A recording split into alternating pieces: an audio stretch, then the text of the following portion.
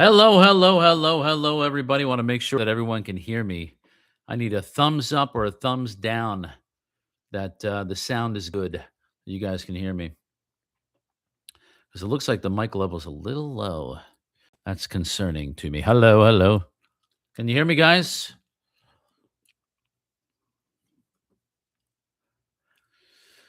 Okay, well, hey, welcome to the show. For those who are going to tune in here, I'll talk about what we're going to do moving forward here. Obviously, it's going to look a lot better than this. I just decided to do YouTube tonight without using the software I'm going to use for future endeavors because I'm still working on the layout and I don't really know exactly how I want to lay it out yet. So I'm kind of in between things here and there or whatever. But can you guys give me a thumbs up or a thumbs down that you can hear me clearly in the chat, please? Anyone can hear me? Anyone? I see the little green bar moving, but I don't see any reaction to the green bar. Let me check a chat here real quick. Can everyone hear me? Can everyone hear me?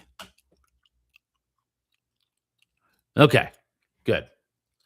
All right. So, welcome to the YouTube experience. It will improve as time goes on here, but I decided to jump on YouTube instead of laying down a audio performance of the horror that we just witnessed today, and for the whole series, obviously.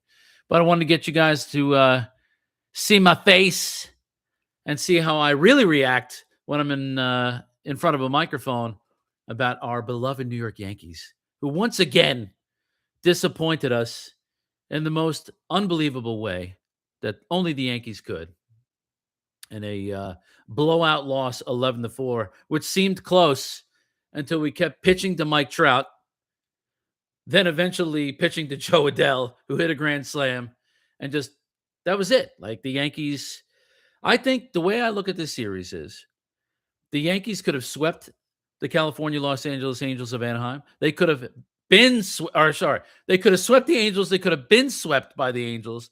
Somehow they got a split in the series, right? So that's good, I guess. But the flaws on this team are just stunning. It's absolutely stunning. I pulled up a little nugget here from Katie Sharp. Let me read this to you because this is great. This is absolutely fantastic. So this is after the series here. So Katie says Yankees pitching last 4 games, 13 home runs, 18 walks. The only other instances in franchise history that the Yankees pitching has had any 4-game span with 13 plus home runs and 18 plus walks allowed were July of 2019 and September of 1985. All right. That is not good. That's bad. That's bad. So this vaunted pitching staff that apparently Brian Cashman and the Yankees tout did not show up against the Angels, not the Dodgers, all right? Not the good teams, the Angels. And they smoked us the entire series, right? Now, this bullpen, I don't know about you guys, but I am scared to death with our bullpen, especially the back end of the bullpen. I don't trust them at all. Brian Cashman saying this is a championship roster like I don't know what the hell he's smoking, but I don't trust the bullpen at all.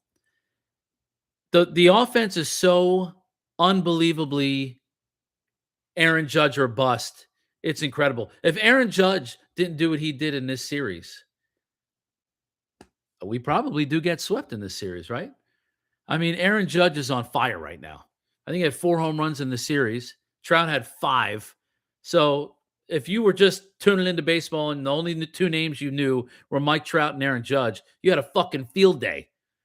I mean, they tore it up this series. Mike Trout, unbelievable series. You got to give him credit. And Mike Trout has had a rough go of it the last couple of years with injuries, but he hit the shit out of the ball. And for some reason, Aaron Boone, with his game plan mastery, instead of going, you know what, guys, I think we should not pitch to Mike Trout. I think we should probably pitch to somebody else on the team. No. Let's keep feeding them fastballs. Let's keep looping it over the plate. See what, oh, look at that, 462 feet. Oh, shit, look at that, 444 feet. I mean, how many fucking times can you pitch to the guy before you figure out that he's going to kill you? And they just kept feeding him the ball, and the rest is history. So Mike Trout has a historic week in Yankee Stadium. I think it's the most home runs hit by an opposing player in a 4-game set at Yankee Stadium in franchise history. So we keep making history, but we make it in the worst goddamn way, right? Not good history, bad history. And oh, by the way, there's the old Yankee Stadium photo back there. There's my son's book bag that I forgot to move because he comes home from school and he just throws his shit all over the place. He doesn't care. Just whatever. He does whatever, right? So the Yankees, they split the series. Caballero getting picked off at second base was nauseating, to say the least. Watching this offense just, I don't know. It's so bang or bust. There's no real contact in the offense. It's from top to bottom. Trent Grisham's not a leadoff guy. I think we all agree on that. We all know that. I want a guy like Simpson on Tampa. I would trade Jazz Chisholm for Simpson right now, straight up. Give me that dude right there. I know he's going to give me quality at bats. I know he's going to use his legs. He's going to make contact with the ball. He's not going to swing for the fences. He's not going to be a 5'5" midget like Jazz is and go, hey, man, I'm going 50-50 this year. Get the hell out of here with that shit. Okay? Laughable. Even Mickey Mantle, probably in all of his glory, wasn't like, hey, you guys, I'm going 50-50 this year. No, although he had the tools to do it. You don't have to say it. But Jazz is like, oh, no, I'm going 50-50 this year. Yeah? How's that? Well, he's got 8 steals. I'll give him the 8 steals. How many home runs does he have? Anyone? Anyone in the chat want to type it? How many home runs does Jazz have this year? Oh, hold on. Let me take a guess.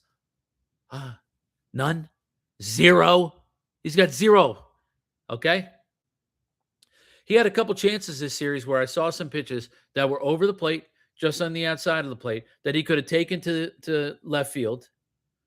Instead, he tried to pull it or he tried to crush it and either fouled it off, took it, or missed it. So his whole approach at the plate is terrible because in Jazz's head, he's like, I took DeGrom deep on 101 mile per hour fastball a couple years ago. I can do anything. No, man. Caballero, I'll say the one thing about Caballero. All right. Yes, exactly. The great number 7, the great teammate would never say. He would never say that. Never say that. He might think that a couple beers deep, he might say that, but he's not serious. Although he believes it, probably the Mick that he was be a 50-50 guy, and he had the wheels to do it early on in his career before he got hurt and just drank himself to death. But definitely the power for sure. Yeah. But Caballero, one thing I'll say about Jose Caballero, other than the fact that he got his ass picked off at second base in the worst possible spot at the worst possible time, is that he takes quality at bats. Jose Caballero, when he's in the box, sees a lot of pitches, uses ABS to his advantage for the most part, and actually gets the right calls, right? Gets big hits. He had some clutch hits in this series and in Tampa. Now, he was on a little bit of a skid, but he started to see the ball better, but he always takes good at bats. It might not always end up in a result that's positive, but the positive thing this is what the great Yankee teams of the 90s and early 2000s did, especially the Joe Torre years, right? They worked the count and worked the pitcher and got that pitch count up before the 5th inning and forced the other team to go to the bullpen. So, yeah, even if you're not getting the results that you want right away, you're not getting key base hits, you're not hitting home runs, you're not getting doubles, you're not hitting extra base hits, all that other shit. You're working the pitcher, and he's getting tired. Eventually, they're going to have to take him out because you will eventually get him to be to the point where, hey, he starts to give up some base hits, he starts to nibble a little bit, not getting the calls that he maybe got early in the game because the umpire is not giving them to him. This is back in the day, right? Now with ABS, obviously, you got to be a little more precise.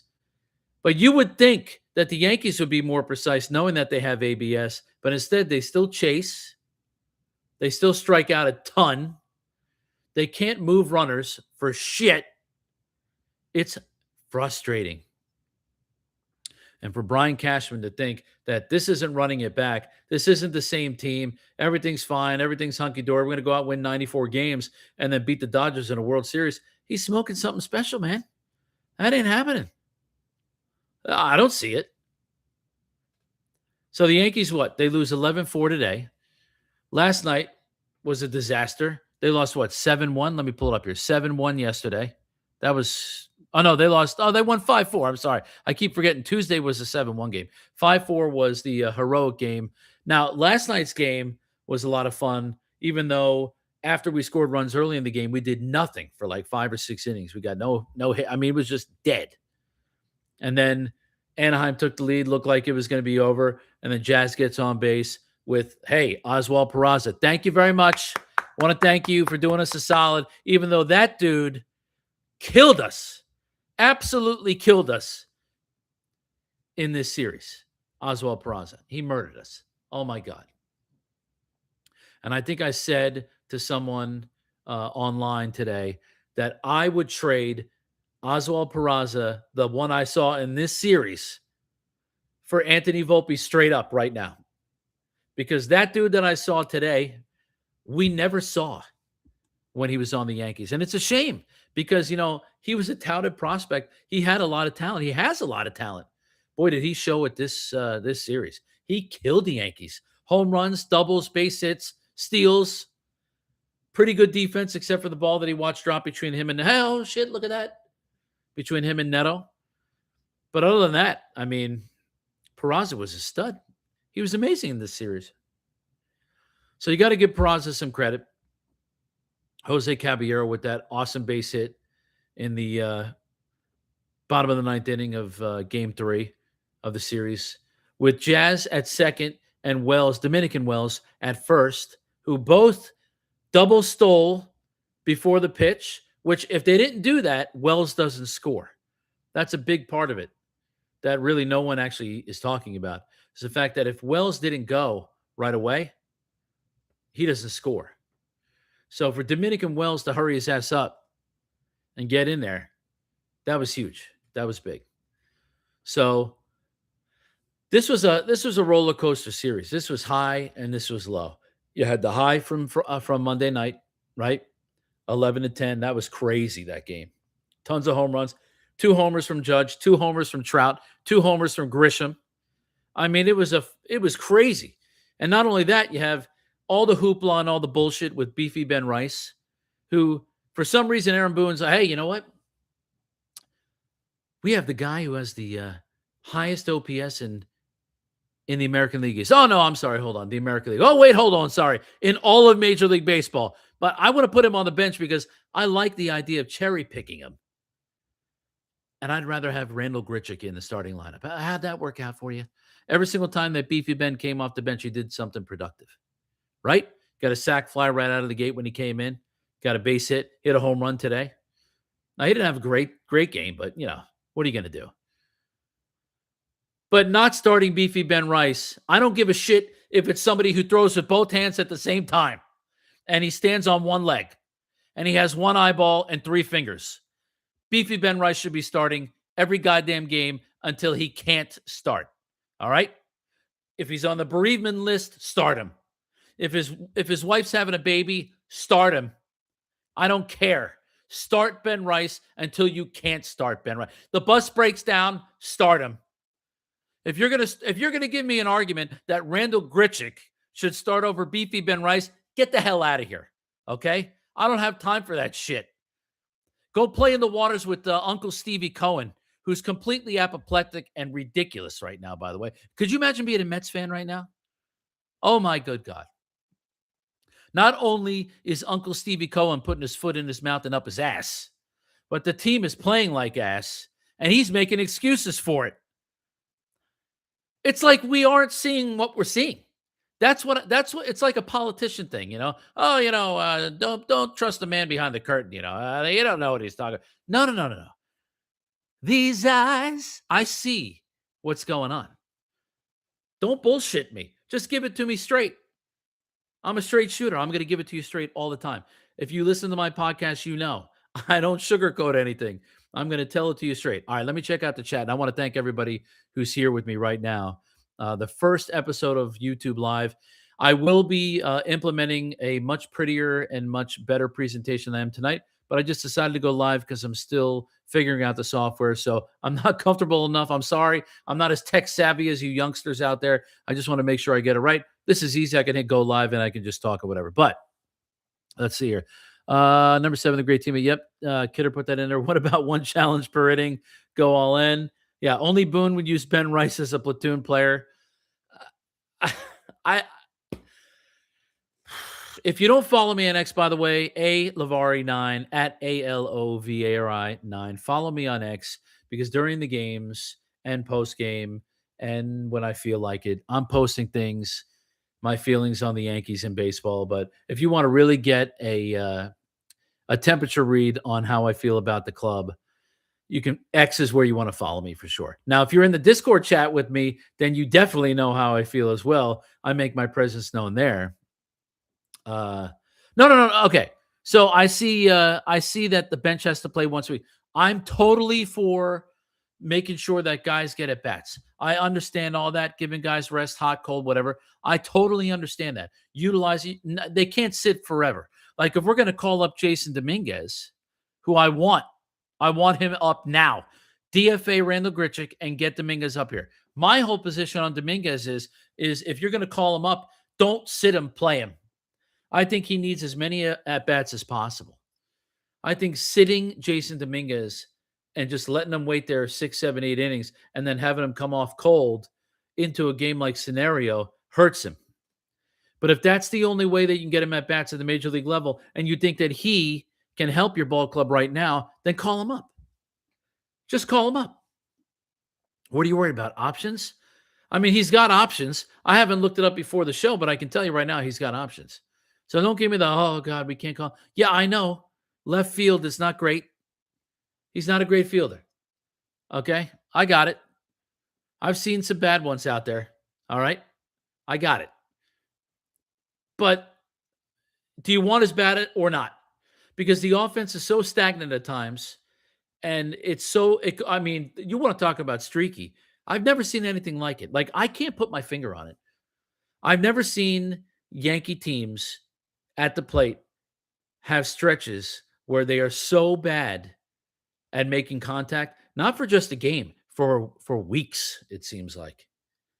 Even the bad teams that I remember seeing in the early 90s, and well, I can't say the late 80s because the teams in the late 80s could hit. Donnie Baseball, Dave Winfield, Ricky Henderson, just to name a few of the guys, right? Those are good teams. But at that time, they didn't have a wild card.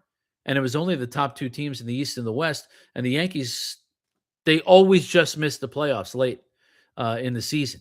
And Donnie Baseball, he didn't get into the postseason until 95 when they implemented the wild card. And then he fucking retired, which is terrible. And I beat the shit out of a hat that I had on that night when I watched Ken Griffey Jr. round the bases in Seattle in Game 5 of the 95 ALDS. I still remember it. I was a junior in high school. I was so pissed off. I destroyed my hat. I killed it. Okay, well, that's another story for another time. But, yeah, so the Yankees, let's see. We're going to Kansas City tomorrow. Yankees have the Schlitz show. Cam Schlittler going against Michael Wacha. And that is I believe that's a 7:05 start. Yeah, it's 7:05 at the stadium. Royals are on a 3-game losing streak, I believe, coming into this series. I don't think they're playing today. Let me check and see if they are. I don't think they are, or I don't think they did. Oh no, they did. They played today. So Kansas City lost 10-9 today. So the Royals, yeah, Edgar Martinez. Yeah, he got the base hit, dude. What a hitter he was. Oh my God, what a hitter. He killed the Yankees too. I mean, if someone wants to look up his lifetime stats against the Yankees, Edgar Martinez was like David Ortiz on the Red Sox. Every single time David Ortiz went to the plate against the Yankees, I cringed. I was like, oh God, here we go. Manny Ramirez too, a little bit, but David Ortiz scared the shit out of me. He really scared me.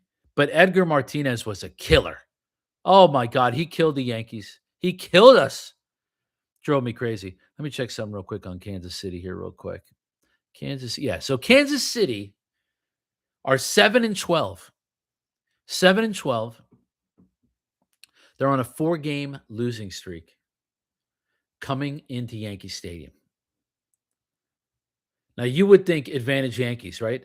But knowing the way we play and we perform, We will probably give and make Kansas City look like world beaters. They're going to come in and probably take 2 out of 3. And then we're going to head to Detroit and we're going to head to Boston because that's next week.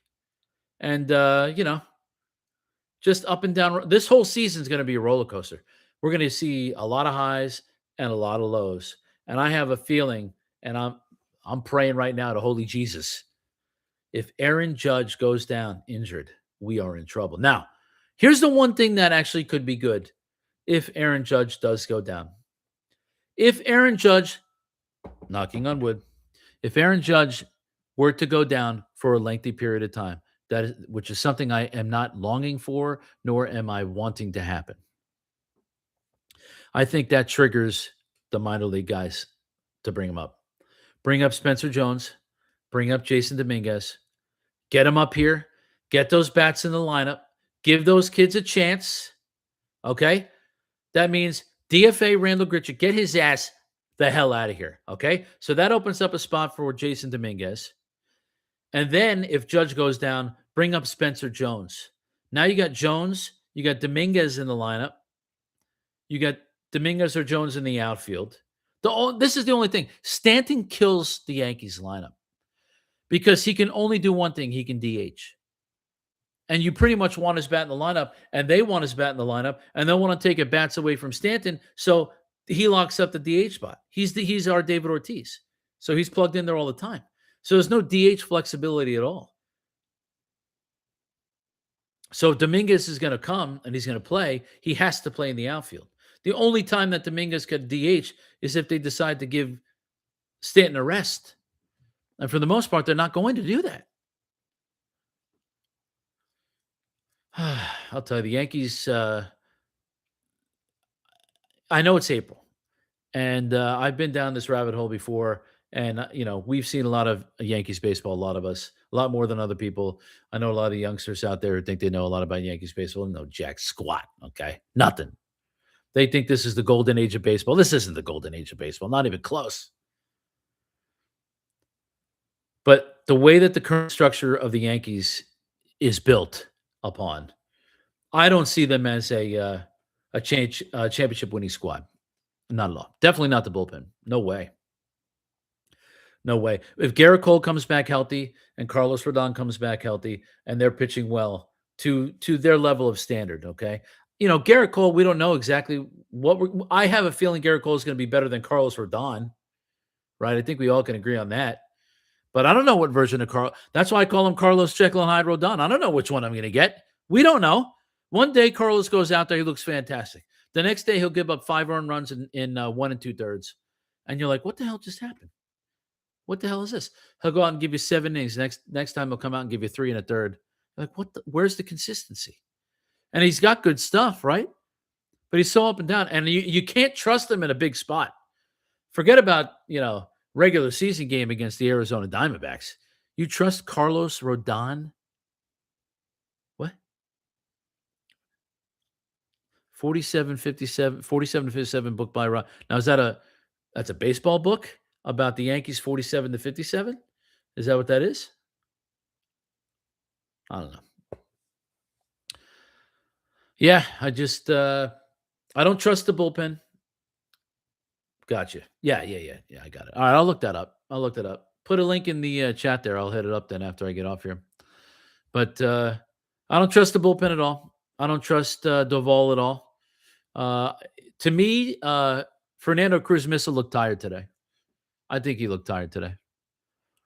I think his arm's a little tired. We've been overusing him a lot. We have used Bednar a lot. He doesn't look that great. Doval is, you trust Doval in a big spot? What, are you kidding me? No way. Timmy Hill is probably the most reliable reliever that we have right now in our bullpen. I think Hedrick's going to break the appearance record for the Yankees if they just keep throwing. Hey, how you feeling? Think you can pitch today? Oh, yeah, all right, no problem.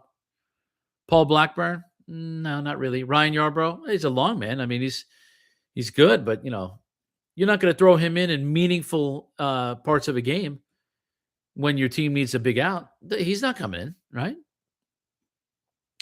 So who do you trust? I mean, we don't have Stanton, Nelson, and Rivera down there, right? We don't have Graham Lloyd, Ramiro Mendoza,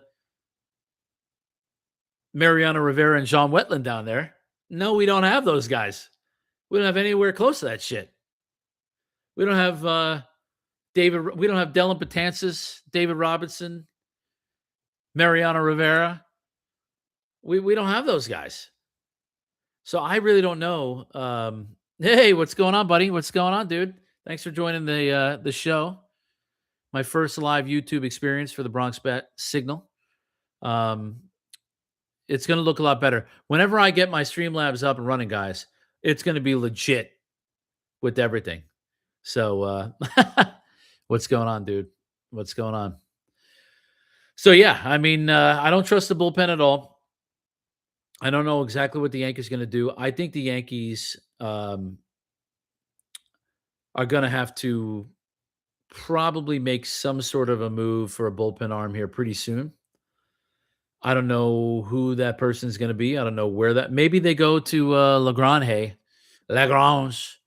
in the minors. The only thing with him is that he throws heat, he throws gas, he's nasty, but he has some control issues. And I've watched him pitch enough to where I see the potential, but he's still a little rough around the edges. And you got to find the right spot for him because it's all about confidence. It's like I say to my son all the time when I'm out working with them in football, soccer. I say, listen, man, what's the C word? What's the C word, Mikey? Confidence. That's what this whole thing is about. You don't have to be the fastest. You don't have to be the quickest. You don't have to be the smartest, but confidence goes a long way in everything in life, right? If you're confident in yourself, I think you have a good chance to perform. Doesn't always work out the way you want it to, right? But I think the Yankees are going to have to call him up. I really do. I think they're going to have no choice. I think they're going to have to bring him in. And you got a guy who's sitting down in the minor leagues throwing 103. I mean, yeah, ERA over the 7. The last 4 games where they're penned 10 walks, 10 strikeouts, 5 home runs, 348 opponent batting average. Yeah, I mean, it's not good. It's not good. You're asking an offense that struggles to score runs and string consecutive base hits together to make up the difference of a team bullpen that has an ERA over 7 in the last 4 games, 10 walks, 10 strikeouts, 6 home runs, or 5 home runs with a 348 batting average. That's asking a lot. It's asking a lot. And we don't have a team of hitters. We have a team of strikeout hitters that don't know how to simplify their approach to hitting by making contact and putting the ball in play. Jazz Chisholm, if Jazz was smart, and he's not, we all know that, okay? He doesn't even know the goddamn rules to the fucking sport that he plays in. Professionally, by the way, he does not know the rules, all right?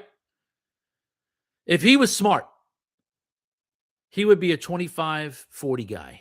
25 home runs, 40 steals. I'll even be nice. I'll say 50 steals. 25 bombs, 50 steals. Simplify the approach. 275 hitter, maybe even higher. 25 home runs, 50 RBIs, or 50 steals. In his head, because he's put in his dumb brain of his, I'm a 50-50 guy. Oh, you just wait. I'm a 50-50 guy. Can someone tell me how Jazz Chisholm performed representing our beloved New York Yankees in the home run derby last year? Can someone tell me how he performed in that? How did he do in that? Hold on, let me think about it. Oh, he sucked. He was terrible. Did he even have a home run? I don't even remember him having a home run. I don't even think Jazz had a home run in the home run derby. All right, can someone fact check me on that one? Because I'm pretty confident that he did not have a home run, which is embarrassing. Embarrassing. Not only did he embarrass himself, he embarrassed the fucking club. And then my favorite part is that Aaron Boone, who was the American League head coach for the All-Star game, made excuses for him. Oh, he He didn't want to ruin his swing. He didn't want to get himself out of rhythm. Hey, asshole, if you don't want to ruin your swing, don't be in the home run derby then. How about that? Just stay out. No, no, no. It's because you love yourself so much, Jazz, right? And then what does he do? He goes on to Instagram after the home run derby and he talks smack. He's like, well, I'm still getting paid. Okay. All right, buddy. If that's your default position, every single time you can't admit that you suck, then you suck. Period. And that's why I can't take a guy like Jazz seriously. I just can't take him seriously. The only guy that I can take seriously that act like that is Reggie Jackson. He ain't Reggie Jackson because Reggie Jackson was Mr. October. And why was he Mr. October? Because he was clutch as all hell. You know who's not clutch? Jazz. Reggie, if my life depended on I need a big hit, give me that guy. All right? I'll take my chances with him. Jazz, we're all going to die. Not really. YouTube. But you know what I mean. Hypothetically. I just can't take him. I can't. I want him off the team so bad. And I hate that I have to put him in my starting rotation for fantasy baseball because I don't have a better second baseman than Jazz. So I have to play him. It sucks. Oh, God. I don't know, guys. I don't know, man. The Yankees, the starting rotation is good. It could get really good when Garrett Cole comes back, when Carlos Rodon goes back. Luis Gil, I'm sorry, guys. I don't like what I'm seeing at all with Luis Gil at all. I'm worried about him. I'm worried about his confidence. I'm worried about just his pitching in general. He has fallen from grace, from AL Rookie of the Year to this guy. This isn't the same guy. Now, the Yankees had an opportunity to trade him to Houston 2 years ago. You guys remember that? Before Kyle Tucker went to the Cubs, the Yankees and the Astros were talking about a potential trade, sending Luis Gil and I think 2 other prospects to Houston for Kyle Tucker. It would have been a 1-year rental because Kyle Tucker played for the Cubs last year, eventually went into free agency, and we all know what happened. His ass signed with the fucking Dodgers, right? But if you could send me back in a time machine right now and give me the opportunity to have Kyle Tucker for 1 year, last year, guys, last year, and trade Luis Gil, knowing what I know now, bye-bye. See you later, dude. Thanks for the American League Rookie of the Year season. Get the hell out of here. We'll figure it out on our own. Cam Schlittler made me forget about Luis Gil.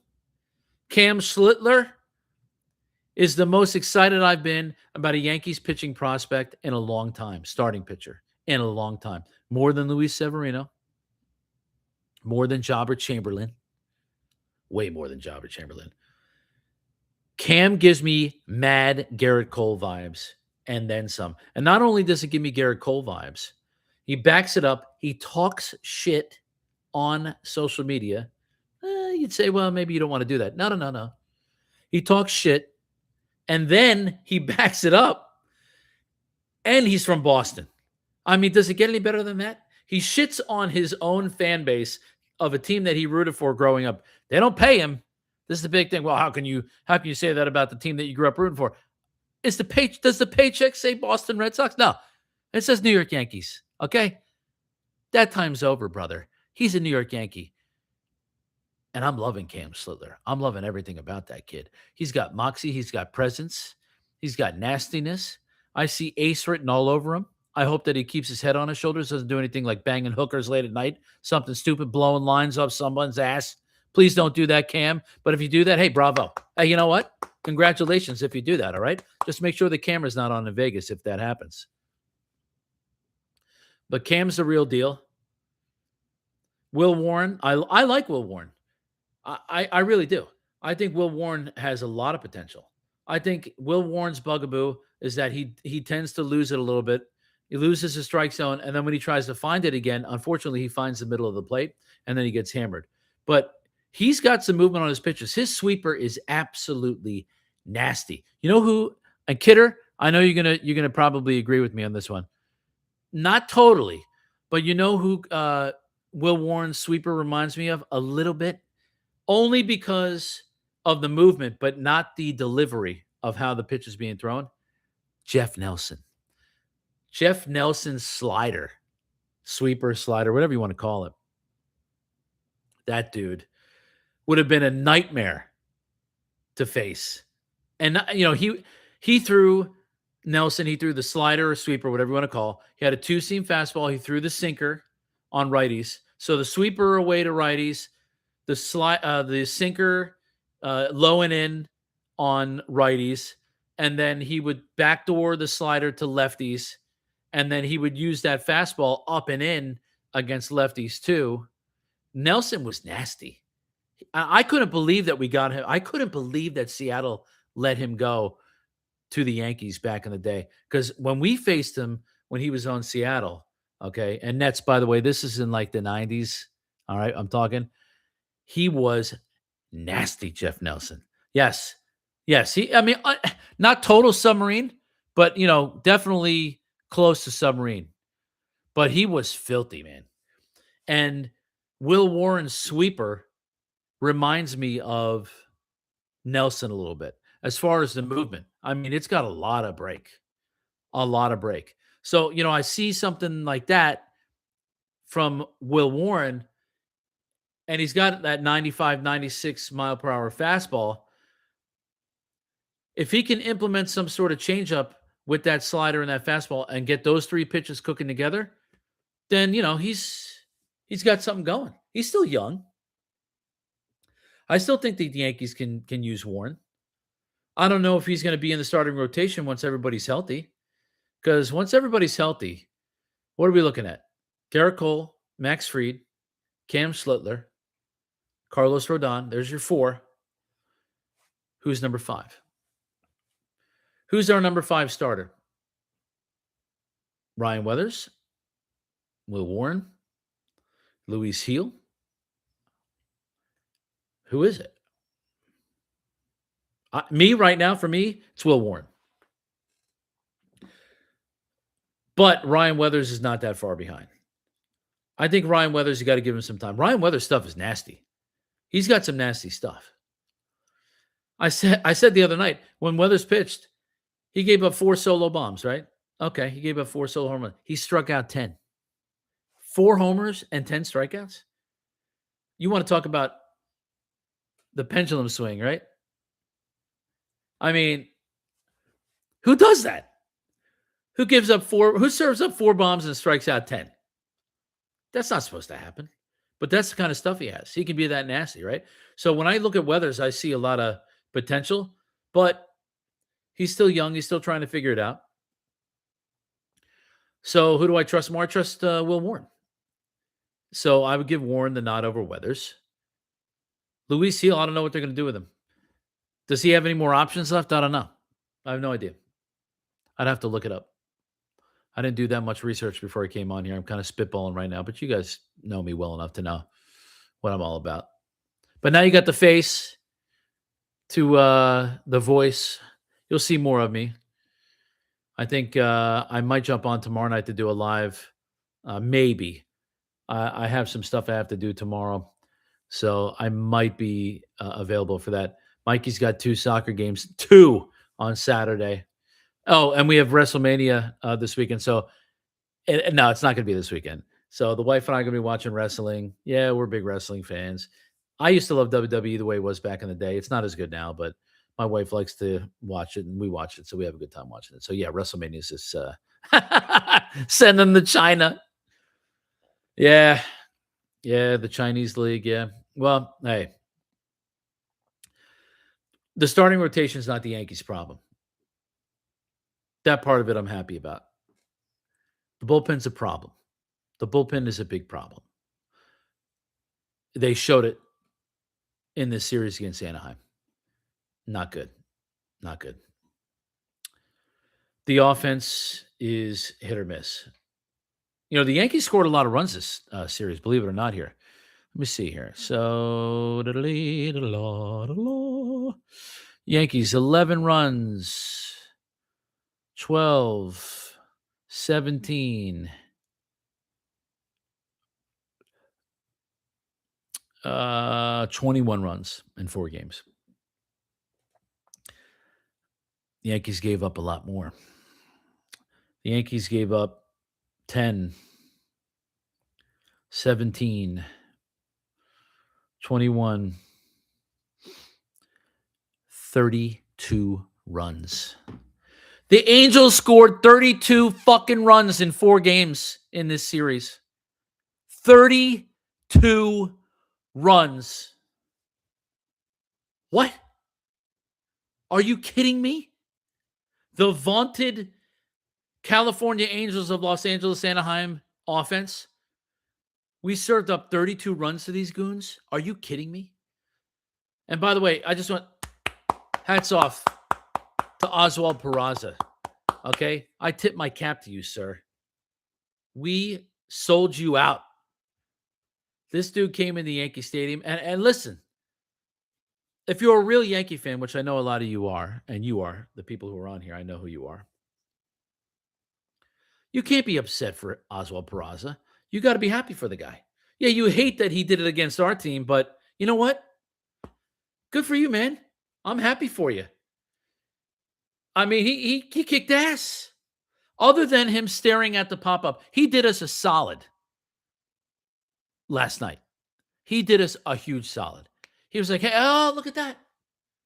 Oh, shit. Yeah, no. Oh, ooh. Look at the ball just dropped in front of me. Oh, God. And then all of a sudden we walk it off and we win. I mean, they should have given him the fucking player of the game award, Oswald Peraza. I'd like to say for my beloved New York Yankees, you're welcome, because he did us a huge solid. And then what does he do today? He comes up, Max Fried. What does he do? He walks Joe Adell on 4 pitches. And you've seen this a million times. Anybody who's watched baseball as much as I have, okay? You've seen this a million times. He's got 2 outs. He's going for the 3rd out. He walks the man on 4 pitches. You're like, oh, God, here it comes. But who is it, though? It wasn't just some schlum. No. It's former Yankee Oswald Peraza, who hits a freaking 2-run home run. I mean, like sands of the hourglass, right? These are the days of our lives. You just knew it was going to happen. I could feel it as soon as he walked Adell on 4 pitches. Like, oh, no. Oh, here we go, right? It was amazing. Like, Peraza had an amazing series. So you got to give him props. I'm happy for the dude. We totally, man. I know Volpe had a lot of hype coming out of the minor leagues in that spring training when it was him versus Peraza, and they were battling it out for the shortstop position. Yeah. Yeah, I mean, and then you got Volpe, okay? So I've actually, and I'd like to thank Tina, who is keeping us abreast, ooh, good word, of what's going on in the minor leagues right now for the Yankees farm. I have been tuning in a little bit more and reading a little bit more on the Yankees farm.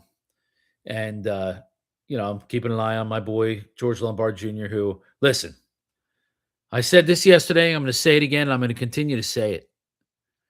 Lombard Jr. gives me mad Jeter and A-Rod vibes. His stature, his build, his fucking legs. Do you see how strong his legs look? Like, he looks like A-Rod in his younger years. A-Rod was a little bit slimmer. But he looks fantastic. Lombard Jr., like his physique, his body, he looks fantastic. He looks like an athlete who can crush the ball, who can run, who could throw. He's now 20 years old, so he's no longer a teenager. All right, so we can't call him kid anymore. You're a fucking man, right? He's ready right now. I don't care what anybody says. He's ready right now. He's ready.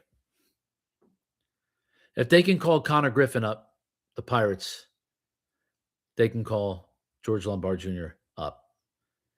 I mean, Wheeler who, this is hilarious too, because you forget that guys are coming back from other teams too, right? So everyone's like, oh, Volpe's going to have his first game back, his first rehab start with Somerset, right? And they're moving George Lombard Jr. over to third base to make room for Volpe, who's playing shortstop, right? Who do they have to face? Fucking Zach Wheeler, the Reading Phillies. Zach Wheeler, Cy Young Award winning stud ace Zach Wheeler in his first game, right? So, yeah, it's kind of unfair, right? But then the best thing that could have ever happened. Impromptu props from Zach Wheeler on George Lombard Jr. What did he say? Man, I hope I don't have to face that kid too much in the bigs. What? Zach Wheeler said what? About George Lombard Jr.? That's an amazing compliment. They weren't saying that shit about Volpe. Oh, shit.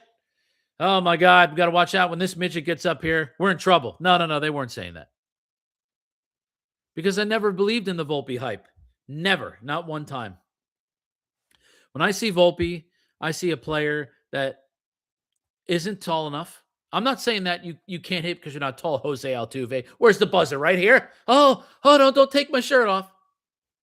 I'm not saying that because you're short, you can't hit Phil Rizzuto. I'm not saying that you're short, you can't hit Louis Soho. I'm not saying you're short, you can't hit Brett Butler. I'm not saying you're short, you can't hit. What I'm saying is he's short, he can't hit. There's a big difference. Lombard Jr., when I saw that dude take Crochet deep, and I mean deep, in spring training, on the first pitch of the game, in spring training at Boston Spring Training Facility over their fake green monster in Florida, and I watched him hit a 435 or 440 foot fucking tank shot to left center field. It was like 109 or 110 exit velocity, which I don't give shits about. Okay, that's whatever. Okay, it looks sexy, but I don't care about that, right? But it was a launch. I mean, he blasted this ball.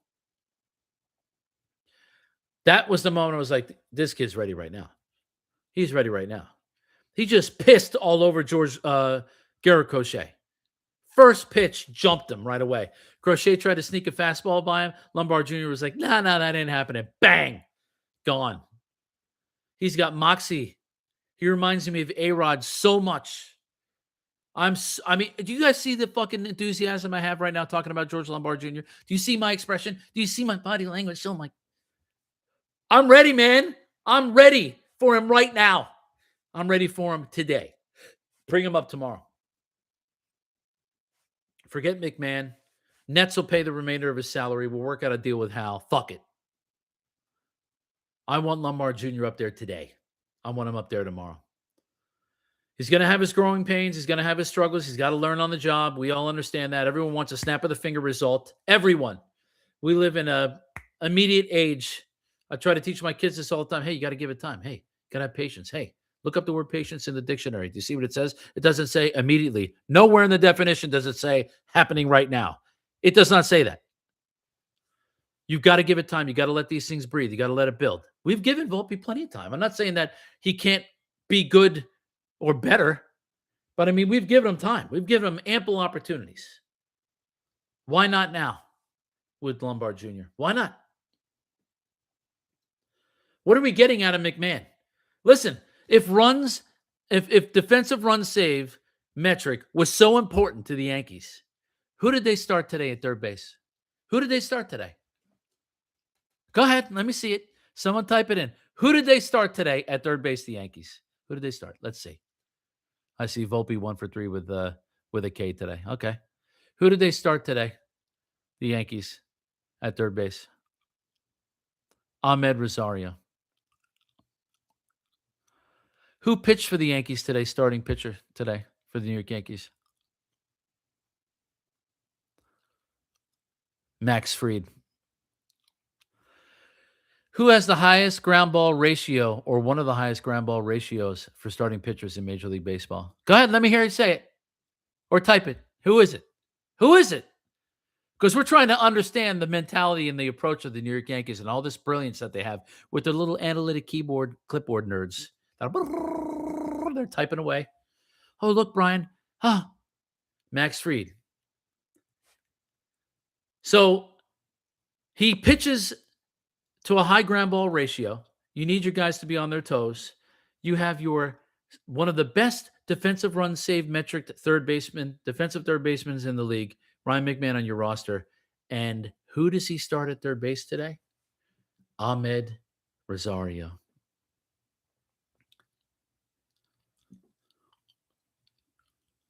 You have to play Ryan McMahon? Does he have to play third base? No, he doesn't have to play third base. So, okay, he can get some ground balls. Okay, he better get the routine ground balls. Now, I saw Rosario dump one into the fucking dirt when he tried to throw to second with Jazz. That was a bad throw, right? And Rosario, let's be honest, he ain't exactly Scott Brocious over there, okay? When he lets that ball go, I cringe a little bit.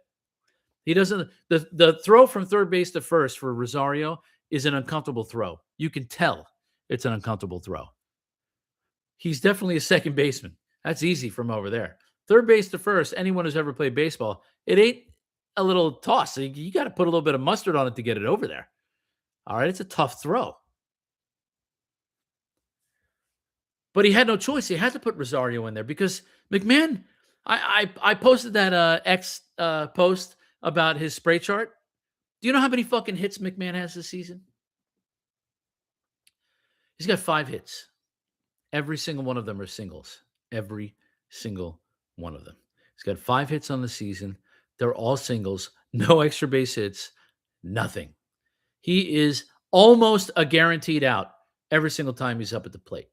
But I need him to play third base because Max Fried is a ground ball pitcher. Get the fuck out of here with that. Give me George Lombard Jr. I want that kid to get the ground balls over there. Give him the experience. Let him get the ground balls. At least I know I'm going to get a quality at bat out of that kid. He's going to give me everything he got. And oh, by the way, he's not going to just have 5 hits. Lombard Jr. is going to give me something. Call the kid up, man. I know they're not going to do it. They're not going to go from AA right to the big show. It's not happening. He's going to go and have a stint in AAA. They'll keep him down there forever. I don't know what it is about the Yankees when it comes to their position players. I really don't understand it. They don't want to trade Spencer Jones. They don't want to trade Dominguez. They don't want to trade all these guys, but they don't want to bring him up either. What are you doing? What are we doing right now? Either call him up or don't, or trade them and get somebody that we can play. They pigeonholed themselves, giving Trent Grisham a $22 million contract, forcing us to have to play this guy because you have to be the one to sit in front of Hal Steinbrenner in the office and go, Hal, I know that we gave Trent a $22 million contract, but, I really think we should play Dominguez. Nope. You're playing Trent today. I don't care what anybody says. You're playing Trent. We're paying him $22 million. You're playing him. That's the problem that the Yankees have. You're going to sit a guy on the bench you're paying $22 million to? No. It's not going to happen. Yeah, Trent had the one good game that he had. He had the 2 bombs. Okay, that was good. He came off the bench. He had some clutch hits. I'm not taking that away from Trent. How did he do the rest of the series? Fucking ass. Shit. Nothing. He's a leadoff hitter. Where did he bat in the lineup when he wasn't the leadoff hitter in the one game when Goldie was the leadoff hitter? Batted 6th, I believe. He did nothing up there. Nothing in the 6 hole. Trent Grisham is not a leadoff hitter. He's not. The only reason that he looks good in leadoff is because he's sitting in front of Aaron Judge, which means they're going to feed him a lot of fastballs because they'd rather give up a solo home run to that guy than put him on base and give up a 2-run homer to El Capitan. So they'd rather do that. He sees a lot of pitches. He can get on base. He walks. He can run into occasional home run, 34 of them last year, right? But he'll strike out a ton. And when the push comes to shove and the game's on the line, he fucking sucks. So then what do you do? Who's your leadoff guy? They're screwed. The Yankees screwed themselves. Give me Chandler Simpson from Tampa. Give me that kid right there. I'll take 9 Chandler Simpsons. I'll take 8 Chandler Simpsons and 1 Aaron Judge. I'll take 7 Chandler Simpsons, 1 Aaron Judge, and 1 beefy Ben Rice. Give me those guys. We'll kill everybody. Speed and a little bit of power. Why can't it just be like that? We were talking about the 98 Yankees roster the other day. Not one of those players on that team had 30 home runs or more. No one, right? We look at the OPS of those players on the team, the whole roster. You look at the batting averages, you look at the hits. Jeter had the most strikeouts of anyone on the entire team. He had 119 strikeouts. Led the team in 98 with 119 strikeouts. Georgie Posada, the catcher had less than 100 strikeouts for the season. Okay, Dominican Austin Wells is going to have 200 strikeouts by early June if he keeps this shit up. He looks lost at the plate. Jazz looks lost at the plate. Ryan McMahon is a zero. Forget it. He's lost. I would start